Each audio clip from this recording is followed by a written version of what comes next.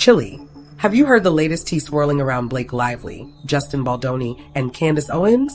Trust me, this saga is so wild you might think the script was written for a daytime soap opera.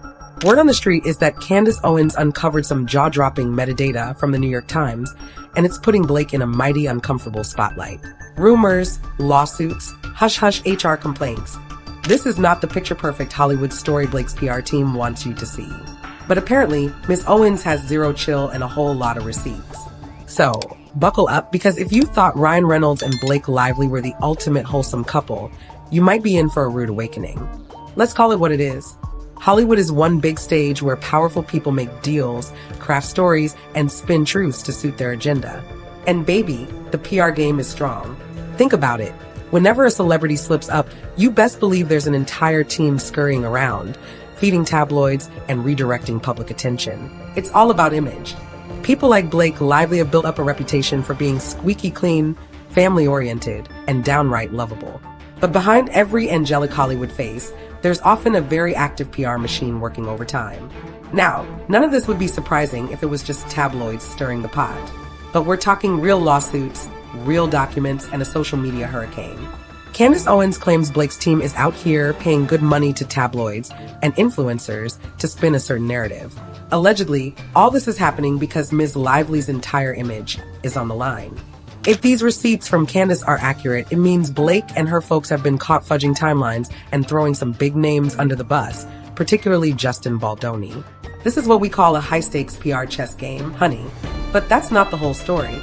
So how did Candace Owens even get involved, and why does she matter here? Candace isn't exactly known for tiptoeing around controversy. She's got a sharp tongue and apparently an even sharper investigative team. According to her, she got hold of the New York Times metadata that completely wrecked Blake's carefully curated tale of being a victim on the set of It Ends With Us.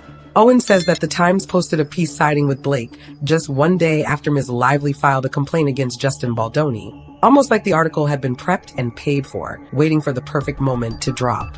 Let me tell you, once the internet saw Candace's breakdown of these so-called coincidences, all bets were off. Folks started digging, cross-referencing, and screenshotting everything. Candace claims that the metadata proves someone in Blake's corner might have asked the Times to craft a sympathetic story, painting Lively as a victim of sexual harassment and bullying, all to tarnish Justin Baldoni's reputation. Baby, if that's true, it's a bold strategy.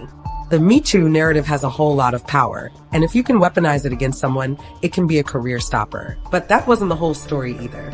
Now, let's talk about these mysterious HR complaints. Apparently, 3 of them popped up, each one painting Baldoni as some monstrous director who made everyone uncomfortable on set. Trouble is, they're so heavily redacted it's hard to tell what really happened. Dates are missing. Names are blacked out. Key details are cut off. It's like reading a novel full of holes. You can't trust anything because half the pages are torn out.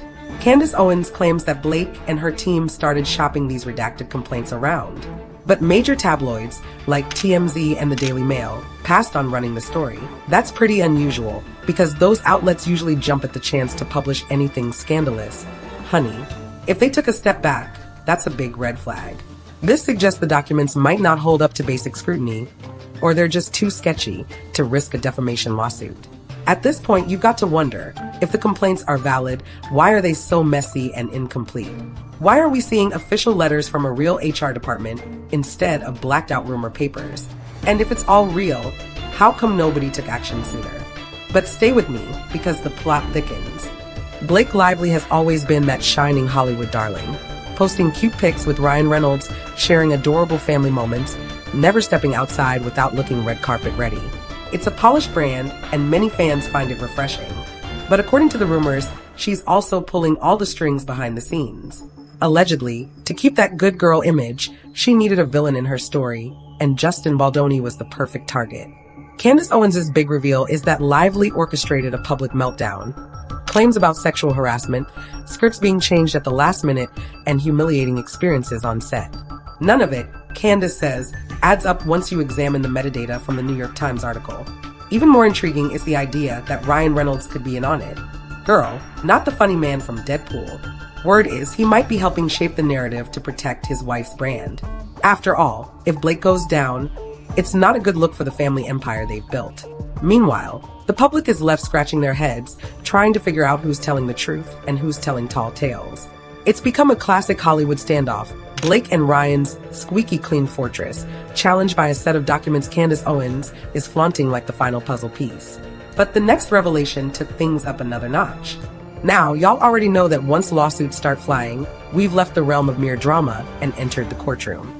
Justin Baldoni has apparently fired back with a defamation claim against the New York Times, demanding $250 million.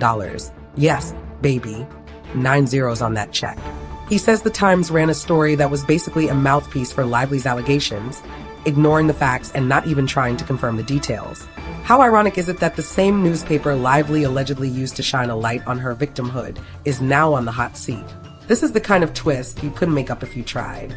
Lawyers on Baldoni's side are saying the story didn't meet any real standard for sexual assault, only unverified claims of harassment. Meanwhile, Lively's folks are stuck doing damage control, trying to keep the narrative from sliding out of their grip. They've got to argue that there was real misconduct on Baldoni's set, even though nobody, so far, has come forward with compelling, fully documented proof. And guess who might get subpoenaed in all this mess? Taylor Swift. That's right, Blake's celebrity bestie could get dragged into court. Girl, you know if Taylor gets involved, it's about to be front-page news on every gossip site. But right now, we're waiting to see if Swift will be forced to spill any behind-the-scenes tea about what she knew, or when she knew it. That might crack this entire case wide open. But we still have more to uncover. So, these HR complaints mention 3 women who supposedly stepped forward. One is believed to be Blake Lively herself, another is rumored to be actress Jenny Slate, and the last one might be Isabella Ferrer. And baby, each complaint reads like an overcooked soap script. Talk of sweaty breath on someone's face, forced sexual moaning, and questionable behind-the-scenes behavior that would make your grandma clutch her pearls. Jenny Slate apparently had a complaint about Baldoni touching her behind, yet it was framed as him correcting her posture for a scene. Isabella's complaint was about Baldoni getting too close during an intimate scene and whispering in her ear. Then there's the big one linked to Blake, involving dashcam footage in a car, talk of pornography, and personal confessions that feel wildly out of context. Interestingly, Jenny and Isabella have both gone radio silent in public. If these claims were legit, you'd expect them to stand by each other, especially now that a lawsuit is in play. Instead, rumor has it Isabella once praised Baldoni's on-set behavior, calling him respectful. That runs directly counter to the HR complaint. Meanwhile, Jenny simply said she supported Blake publicly but has since said zilch. Girl, it's as if they both realized they might have been roped into something bigger than they signed up for. But hold on, because the next twist will leave your jaw on the floor. If you think it couldn't get any wilder, let me remind you, we're dealing with Hollywood, where spin is the name of the game. Blake's legal team has demanded a massive digital footprint from Justin Baldoni and all his associates, ranging from text messages to browsing history to old email accounts. It's like they're hoping to find a smoking gun, because they sure don't have one now. Baldoni's lawyers called it a fishing expedition, basically telling the court that Blake's team is rummaging around for any dirt they can find. And this is all happening while rumors swirl that big Hollywood players, like the infamous Ari Emanuel, might be pulling strings. Maybe Emanuel is helping orchestrate a narrative that benefits Lively. Maybe he's trying to bury Baldoni to push forward some other agenda. There's always some puppet master in the background.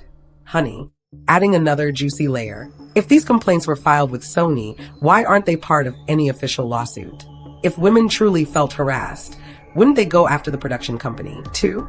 Instead, the lawsuit is aimed squarely at Baldoni and the New York Times. That's suspicious, and it leads many folks to believe these HR complaints might have been whipped up or exaggerated just to ruin Baldoni's standing in Hollywood. For now, the only thing we know for sure is that more legal fireworks are on the way. Subpoenas, new leaked documents, and another wave of mudslinging are guaranteed. And with Candace Owens promising more revelations, honey, you can bet your last dollar this drama is far from over. So, what do you think? Is Blake Lively the cunning queen of PR spin, playing the role of a victim to protect her spotless reputation? Or is Justin Baldoni an underhanded manipulator, desperately trying to silence credible accusations?